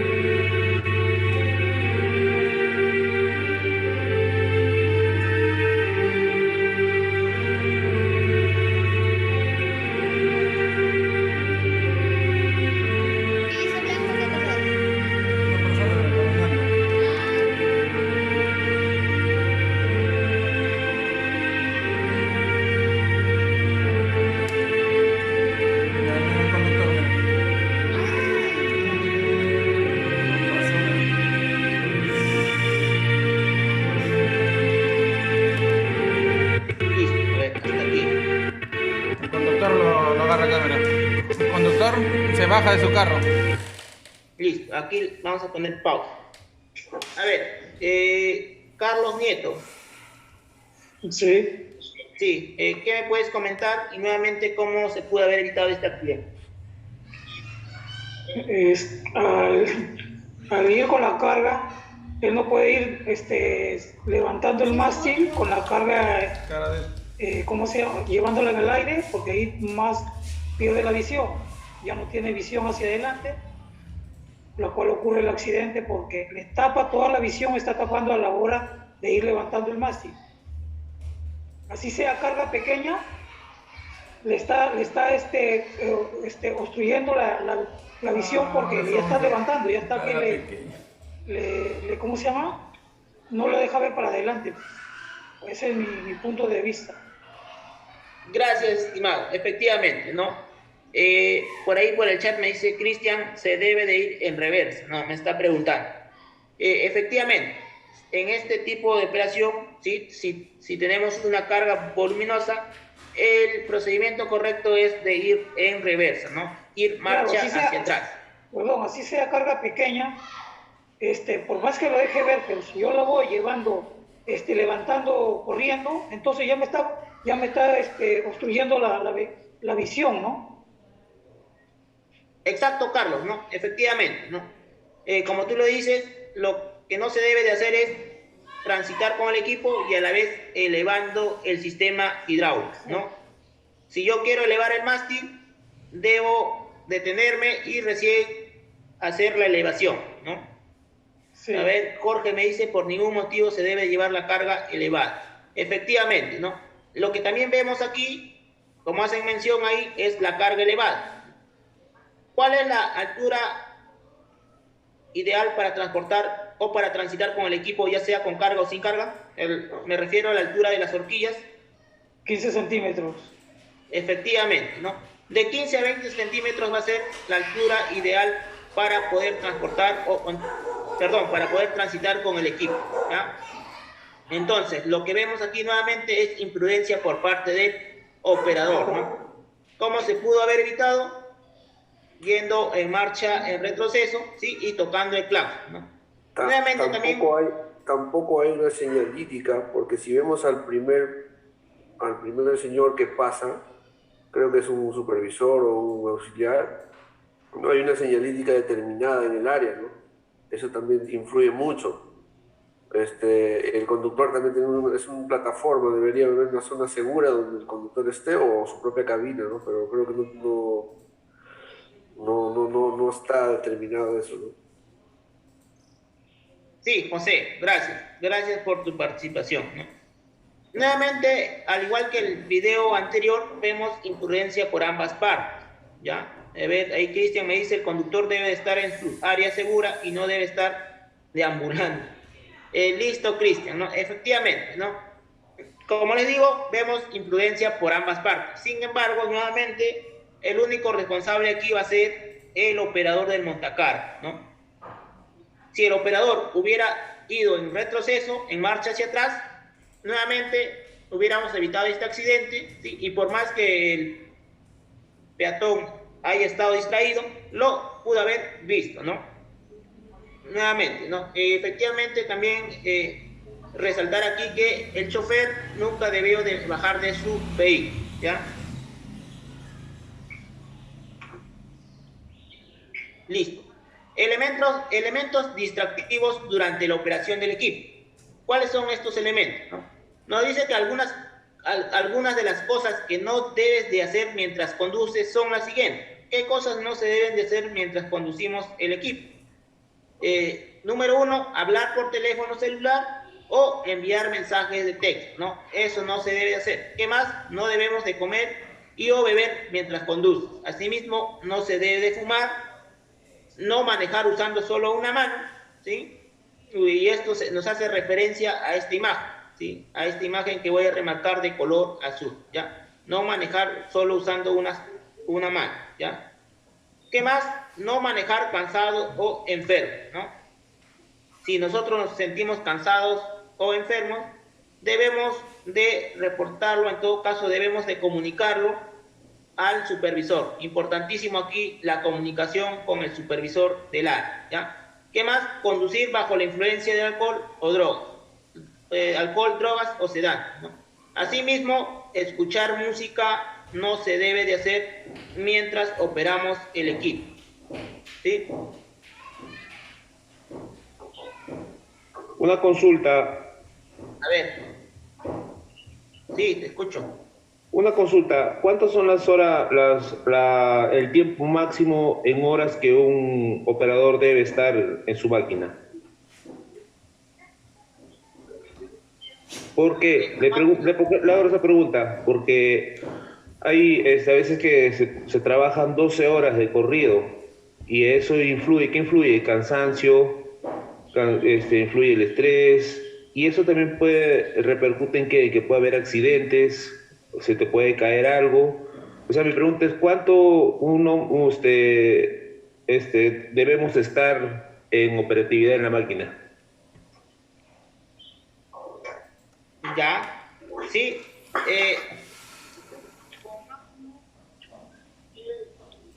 O en todo caso, debe ser de 12 horas. ¿Sí? Como tú dices bien cierto, el cansancio va a influir muchísimo a la hora de operar el equipo, ¿no? Si uno está demasiado cansado, puede o está más propenso a cometer errores, ¿sí? Estos errores pueden terminar ocasionando lo que son accidentes.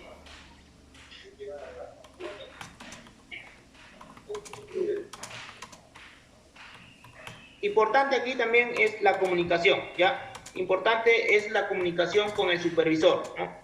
Nosotros tampoco, o ustedes como operadores, no pueden estar demasiado tiempo o por más de lo especificado operando el equipo, ¿no? Una consulta. Sí, Carlos. En una de las preguntas dice no operar con una sola mano. Sí, ¿qué te dicen cuando utilizas el celular? Pero entonces, disculpa, Carlos, en esa parte hice mención que se refería específicamente a la imagen que tenemos al costado, ¿no? Ok, ya está con el celular. No. Sí, exacto. Ya yo creía que era una regla, por lo que en la anterior pregunta dice una mano en el timón y la otra en el joystick. Y entonces acá dice no operar con una mano. Eso es lo que quería saber. Entonces ya lo tengo claro. Ya. Están hablando de elementos distractivos, ¿sí? Quijada de chivo. Continuando, me quedé aquí, ¿no? El procedimiento correcto después de la operación, ¿no? ¿Cuál va a ser el procedimiento correcto después de la operación? ¿Sí? El estacionamiento, ¿no? ¿Cómo se debe de estacionar correctamente el equipo? Primero, ¿no? Ubicar el equipo en un área asignada para este fin, ¿sí? Un área específico para este fin. ¿Qué más? ¿No? Desciendo el mástil, inclinando ligeramente hacia adelante para que las puntas de las horquillas toquen el piso, ¿no? Importante bajar las horquillas a nivel del piso. ¿Qué más? Las tapas estabilizadoras lo bajo lo más posible, ¿sí? Luego de esto acciono lo que es el freno de estacionamiento. Importantísimo aquí aplicar el freno de estacionamiento antes de bajar del equipo, ¿ya?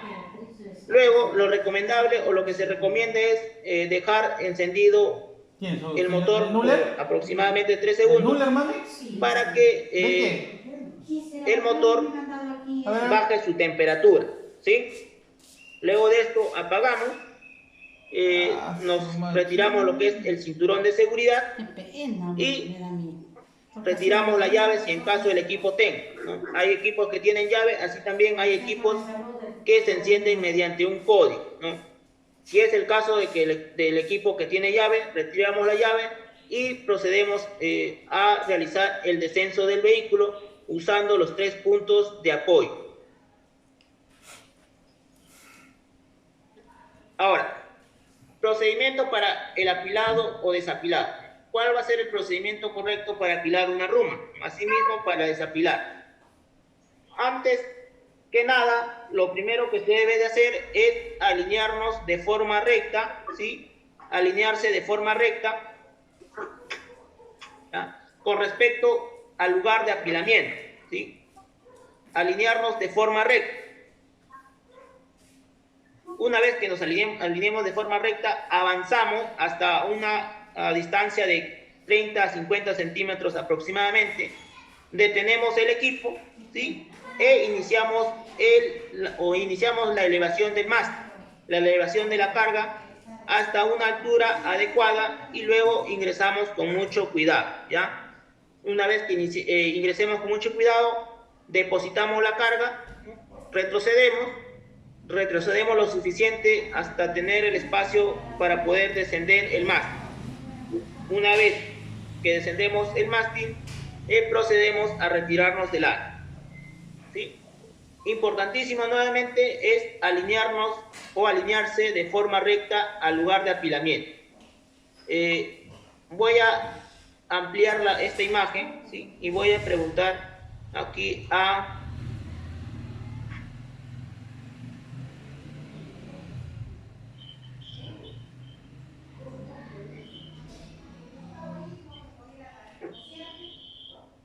Luis Sánchez.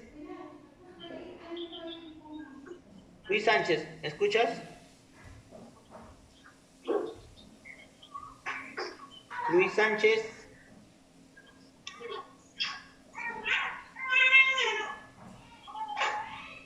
A ver, John Guamán. ¿Me escuchas, John? Nada, a ver.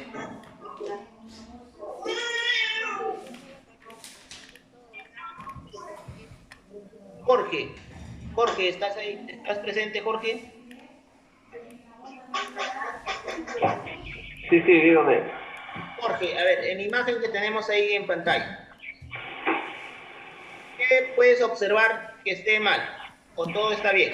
La dirección. No, definitivamente está mal ahí la dirección, ¿no? Para que pueda retroceder, las llantas posteriores están giradas, ¿no? Están de forma recta, para el respectivo retroceso. Ya, ¿qué puede suceder si el operador se olvida que sus ruedas están en esa posición y decide retroceder? De hecho que va a jalar las cajas, ¿no?, de la ruma, va a dar un giro y va a mover toda la ruma.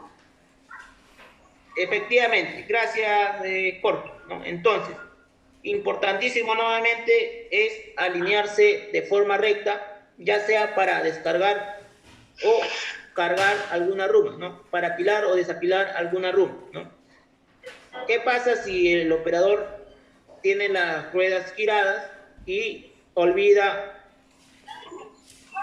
este punto, ¿no? La 40 de repente recién se distrae y olvida que sus ruedas están giradas y decide retroceder. Lo que va a hacer, como ya lo dijo el compañero, es hacer caer las rumas de los costados, ¿no?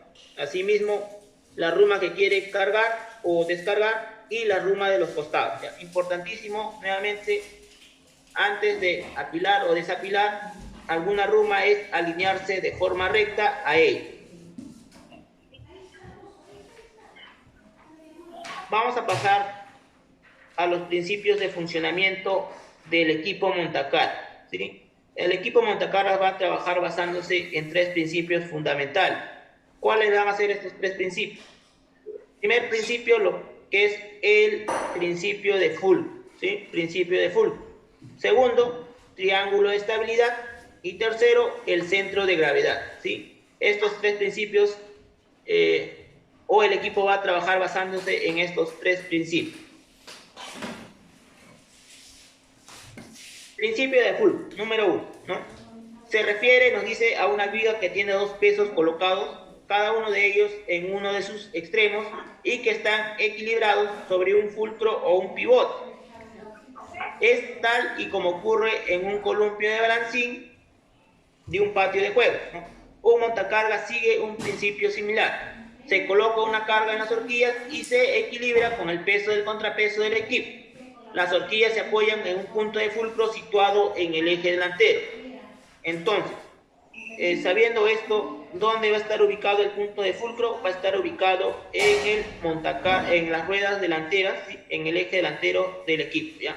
El eje delantero o las ruedas delanteras del equipo van a ser el punto de fulcro, ¿ya?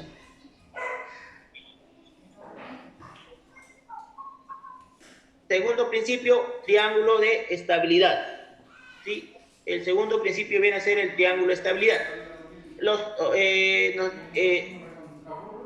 los operadores deben de asegurarse de que el centro de gravedad de sus montacargas y cargas combinados permanezcan dentro del triángulo de estabilidad para evitar volcaduras. Factores tales como cargas pesadas y desequilibradas, ¿sí?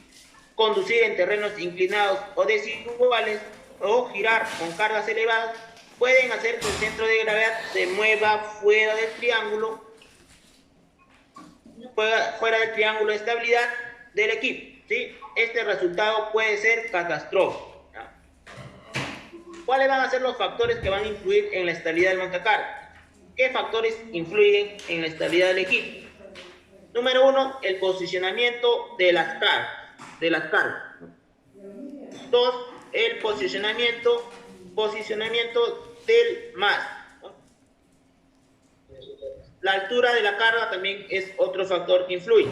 Asimismo tenemos la sobrecarga, inclinación del suelo, características del suelo, posición de las cargas en rampas, ¿sí? Cambios bruscos de velocidad, cambios en el sentido de dirección y movimientos de montacargas en rampa. ¿Ya? Importante aquí hacerle mención que la operación en rampas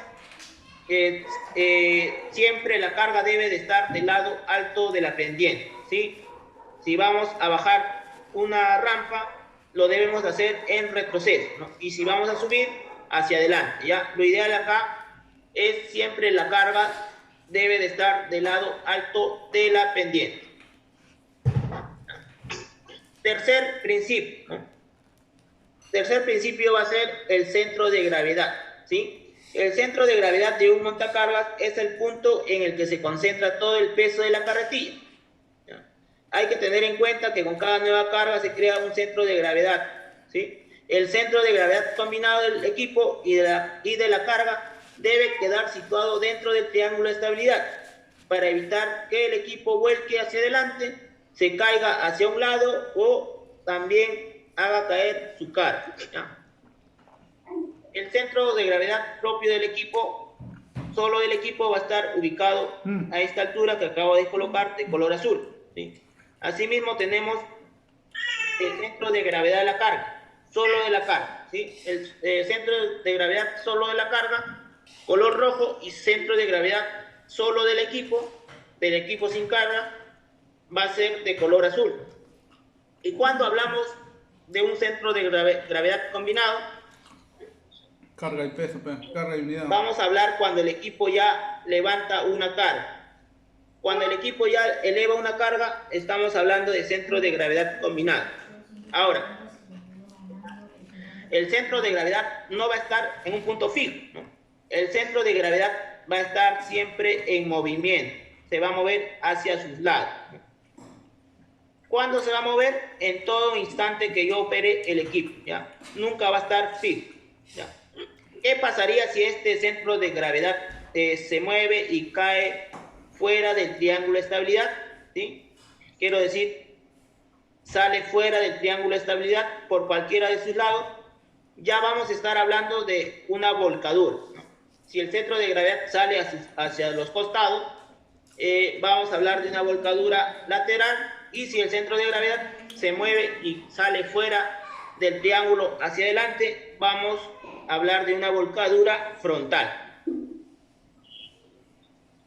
¿Cuándo se va a mover el centro de gravedad? Cuando se sube o se baja una carga, cuando se inclina el mástil hacia adelante o hacia atrás, cuando el montacargas está en movimiento, cuando se sube o se baja una rampa o una pendiente, ¿ya? Y cuando hay peligro de volcadura, cuando se circula sobre suelos desnivelados o que tienen baches, cuando se maneja con movimientos bruscos o repentinos, cuando se maneja a exceso de velocidad, cuando se frena bruscamente y cuando se acelera demasiado rápido, ¿sí? En cualquiera de estas condiciones va a haber peligro de volcadura. Video sobre la estabilidad. Vamos a ver aquí un video que viene a ser un resumen de todo cómo trabaja la estabilidad del equipo. Aunque lo que hemos aprendido en el colegio en asuntos de física se haya olvidado ya hace tiempo, la ley de la palanca aún debería ser recordada. Y esta ley dice claramente que el centro de gravedad de la carga Debe de estar lo más cerca posible del respaldo de la horquilla y de esa forma cerca del eje delantero, o sea, el punto de vuelco de la carretilla. ¿Y si ahora nos ponemos en marcha? En trayectoria recta o al hacer curvas, ¿qué fuerzas actúan entonces sobre la carretilla? Las fuerzas centrífugas actúan sobre la carretilla en las curvas. Al frenar actúan las fuerzas de inercia. Ambos tipos de fuerzas pueden sacar la carga o aún peor, la carretilla de su trayectoria. Contra estas fuerzas de inercia que actúan sobre el conductor, en el automóvil se aplica, por ejemplo, el cinturón de seguridad, del cual también disponen las carretillas modernas. Pero, ¿qué ocurre con la carga? La inercia de las masas se hace notar en una carretilla al variar la velocidad. Si se frena bruscamente, las fuerzas de inercia de la carga resultan indomables.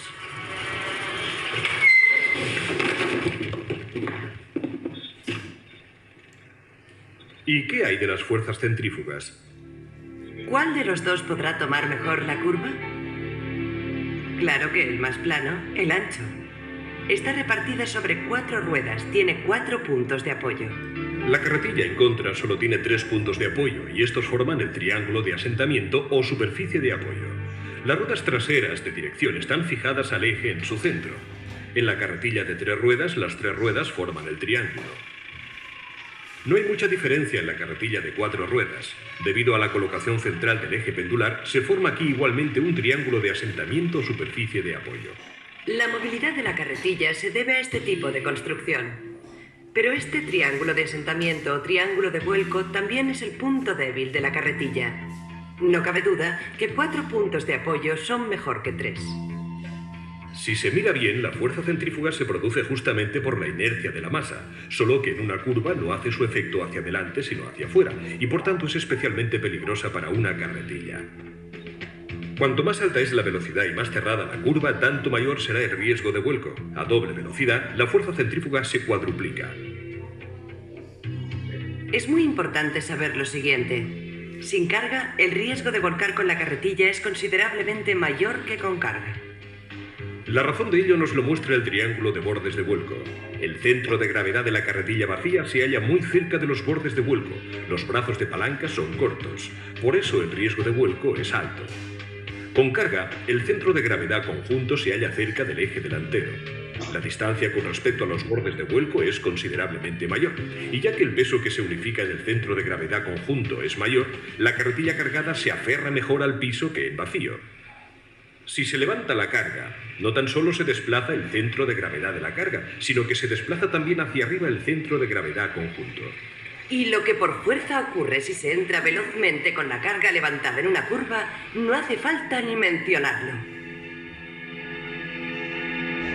El vuelco de carretillas puede considerarse como uno de los accidentes de mayor índice de riesgo.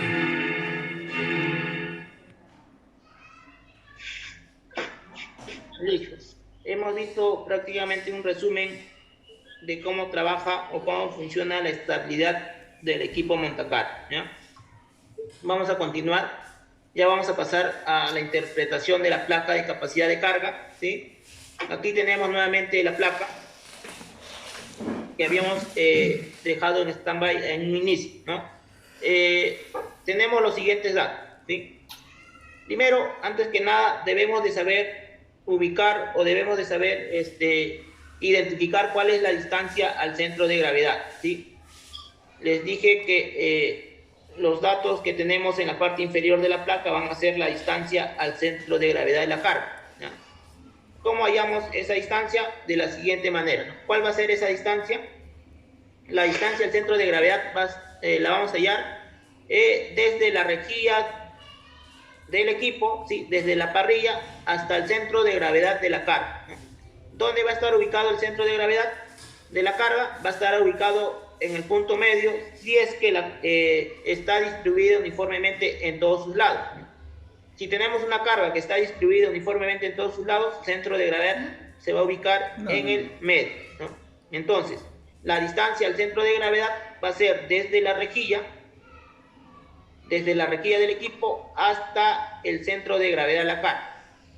Ejemplo, voy a poner acá un ejemplo. Si la carga mide, lo voy a poner acá, si la carga mide una distancia de una distancia de 1000 milímetros, ¿sí? 1000 milímetros. Entonces, la distancia al centro de carga va a ser la mitad. ¿Cuánto va a ser? 500 milímetros, ¿sí? Medio metro, ¿ya? Si mi carga mide 1,20 metros, la distancia al centro de gravedad viene a ser la mitad, en este caso, de 600 milímetros. Para que quede un poco más claro, vamos a ver aquí, ¿ya? Tenemos dos cargas, ¿sí? La primera carga, que es cuadrada, lo voy a poner de color, lo voy a encerrar de color rojo, ¿sí? Una carga cuadrada. Si yo vengo con mi equipo por este sentido o por este lado, ¿sí? Hasta que choque ligeramente la carga, la distancia al centro de gravedad va a ser la mitad 500 de esta distancia, que voy a poner de color azul, ¿no? Va a ser la mitad de esta distancia, ¿sí? ¿Cuánto es esta distancia? Acá tenemos, ¿no? Es 1000 milímetros, ¿no? 1 metro. Entonces, si yo vengo por este lado, la distancia al centro de gravedad va a ser la mitad, que viene a ser 500 milímetros. Del mismo modo, si es que yo vengo con mi equipo por este otro lado, como la carga es cuadrada, la distancia al centro de gravedad va a ser la misma. La diferencia va a ser en esta otra carga. Tengo una carga rectangular, nuevamente la voy a encerrar de color rojo, ¿sí? Si yo vengo con mi equipo por este lado, ¿sí? Hasta que choque ligeramente, ¿cuál va a ser la distancia al centro de gravedad? Va a ser la mitad nuevamente de esta distancia, que voy a poner de color verde. ¿Y cuánto es esta distancia? Va a ser, esta distancia es de 1 metro, entonces la distancia al centro de gravedad viene a ser la mitad, 500 milímetros, ¿no? Ahora, la diferencia es si es que yo vengo por este otro lado. Si yo ingreso con mi equipo hacia la carga por este otro lado, ¿cuál será la distancia al centro de gravedad? Va a ser la mitad de esta otra distancia que tenemos ahí. ¿Cuánto es esta distancia? Es de 1400 milímetros, me dice. Entonces, la distancia al centro de carga va a ser la mitad, 700 milímetros, ¿ya? Esa es la forma correcta de hallar o calcular la distancia al centro de gravedad a la carga. ¿Por qué es importantísimo saber hallar esos datos? Porque, como ya les dije hace un momento, esos datos son los que tenemos en la placa de carga, que vienen a ser estos de acá, ¿ya? Desde 500 hasta 1000 milímetros, ¿ya? Ahora, voy a hacer acá un ejemplo de cómo interpretar esta placa, ¿ya? Si yo quiero elevar a 5 metros, a 6 metros, le voy a poner, si yo quiero elevar una carga a 6 metros que tiene una distancia al centro de gravedad de 600, ¿cuánto será lo máximo que podré cargar a 6 metros con una distancia al centro de gravedad de 600? 1200. A ver, la forma correcta de interpretar esto va a ser de la siguiente manera, ¿ya? Debo de buscar la intersección de esos dos datos que tenemos, ¿sí? Voy a remarcar la línea que ya viene en la placa, ¿sí? De color verde.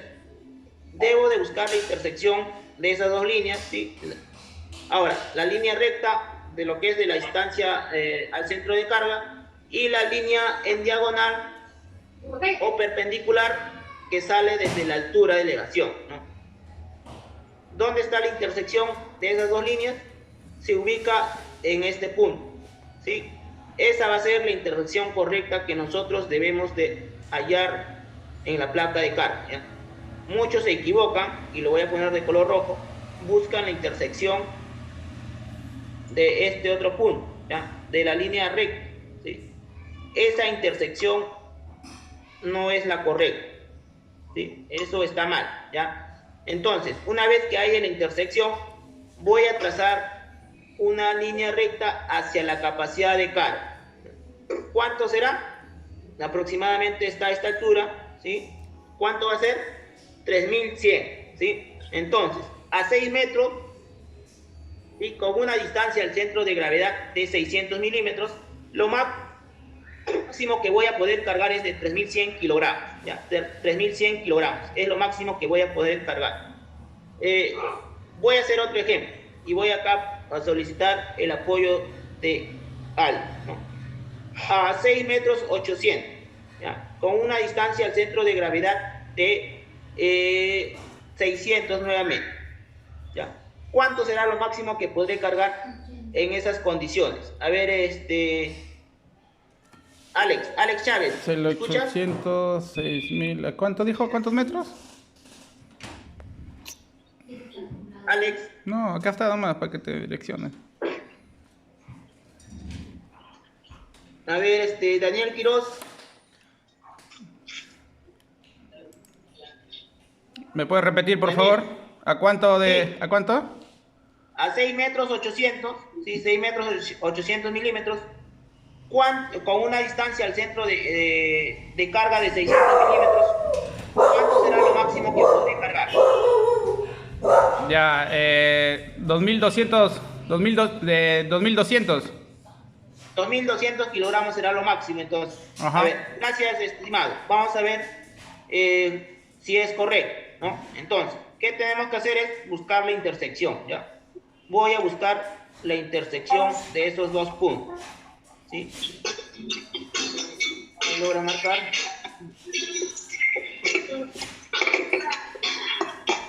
Sí, voy a buscar la intersección de esos dos puntos. ¿Dónde está ubicado? Aquí, ¿no? Efectivamente, ¿no? Va a ser de 2200 kilogramos, ¿ya?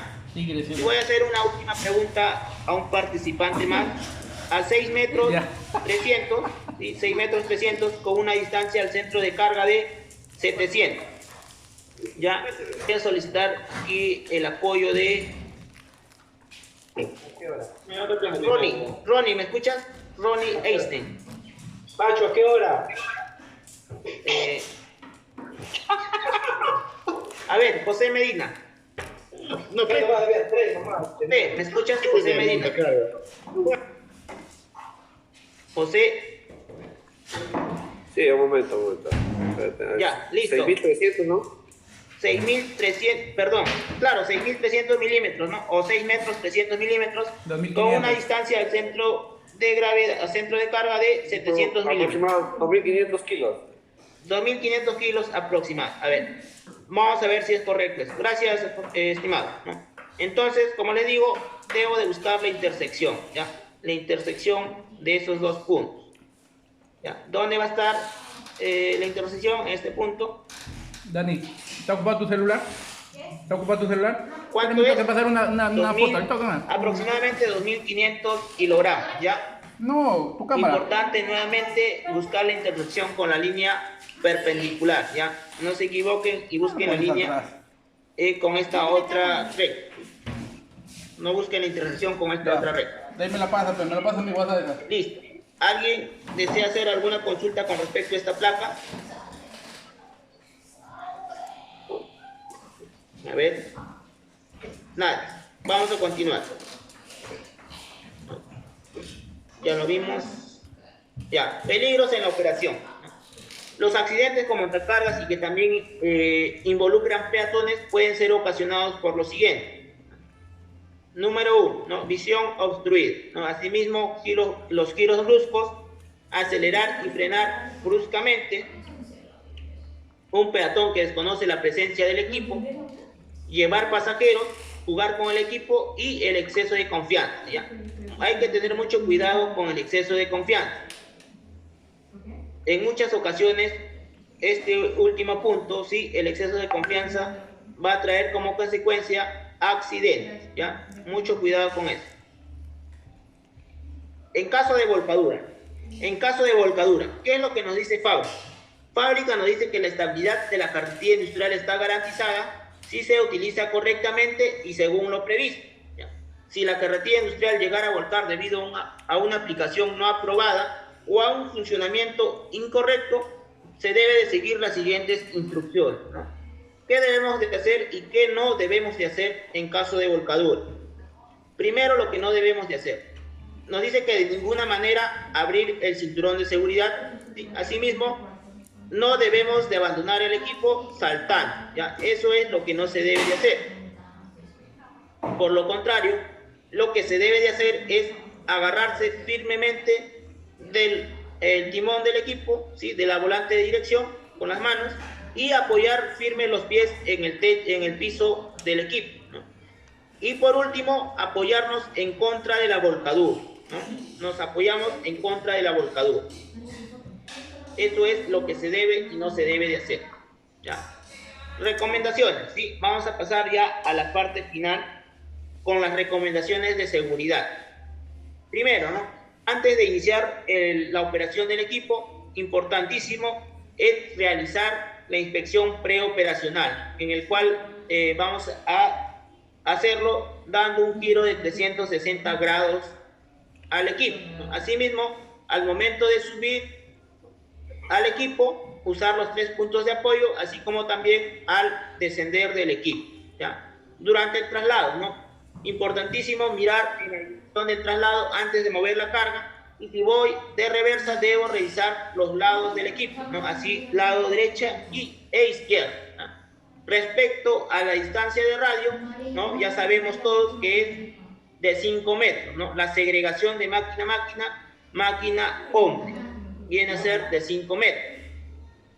Inicio el viaje con la carga abajo. Es importante también trasladar la mercadería entre 15 y 20 centímetros con respecto al piso. Nunca trasladar la carga con las uñas arriba. Importante detenerme ante la ruma antes de levantar la carga, ¿ya? Lo que no debemos hacer es ir con el equipo y a la vez elevar la carga.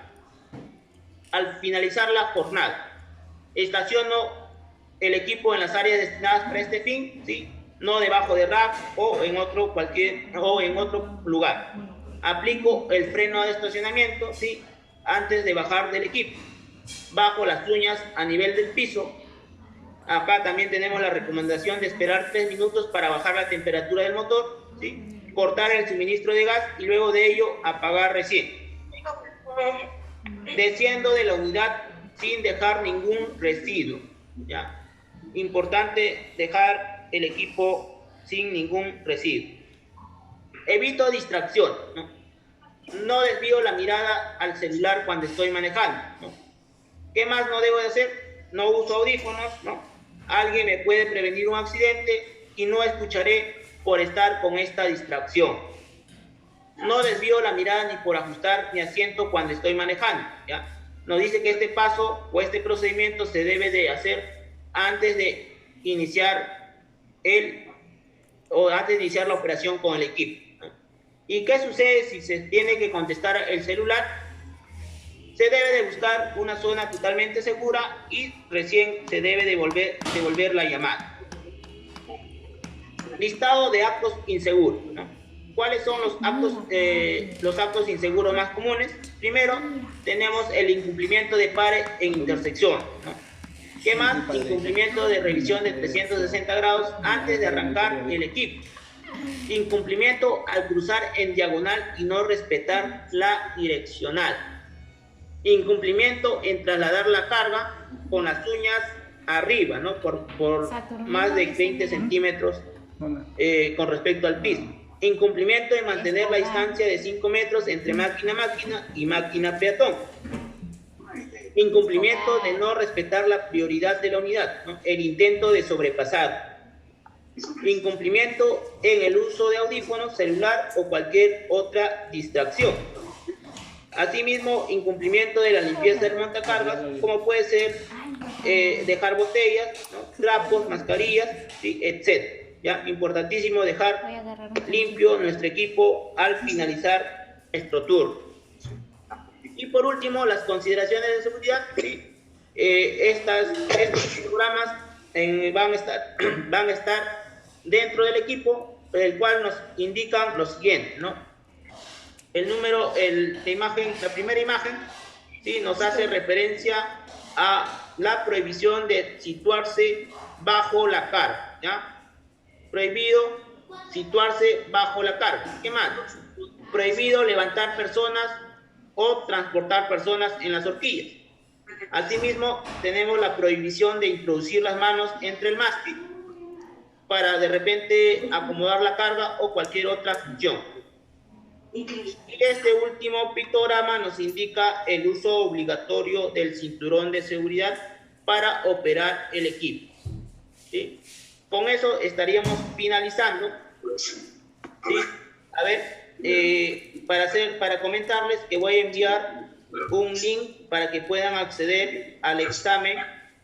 El examen es bastante sencillo, así que se pide la participación. Y ya para finalizar, a ver, de repente alguien quiere acotar algo o quiere realizar alguna pregunta.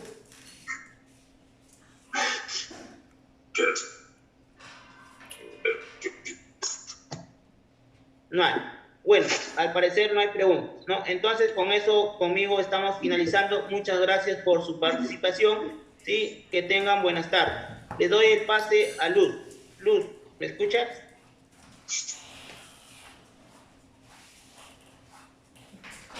Luz, ¿estás?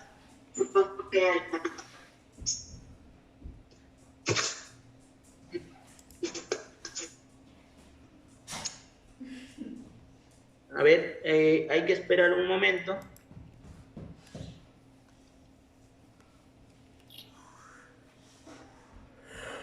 A ver, Luz, ¿me escuchas?